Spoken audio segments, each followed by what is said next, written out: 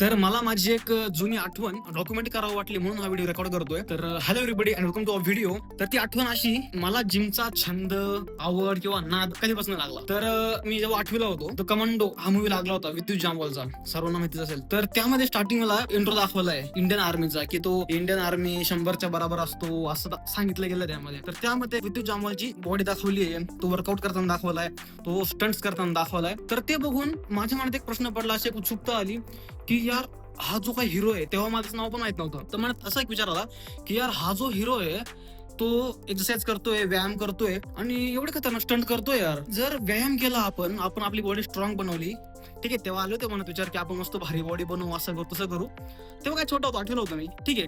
तर म्हणायचा मुद्दा असा की माझ्या मनात विचार असा आला की जर आपण व्यायाम केला आणि आपण आपली बॉडी स्ट्रॉंग बनवली तर एवढा सारा कंट्रोल आपण आपल्या बॉडीवर करू शकतो. त्या मूवीमध्ये आपण बघतोय की विद्युत जामवाल वेगळ्या प्रकारे जम्प्स मारतोय, स्टंट करतोय. ते बघून मी जरा क्युरियस झालो आणि तेव्हापासून मी जिम स्टार्ट करायचा निर्णय घेतला होता.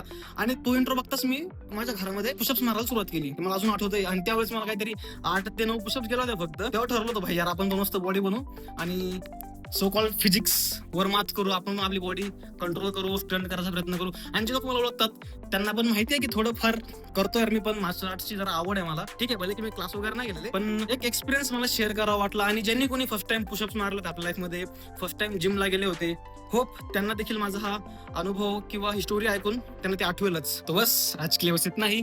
Do unique, be unique.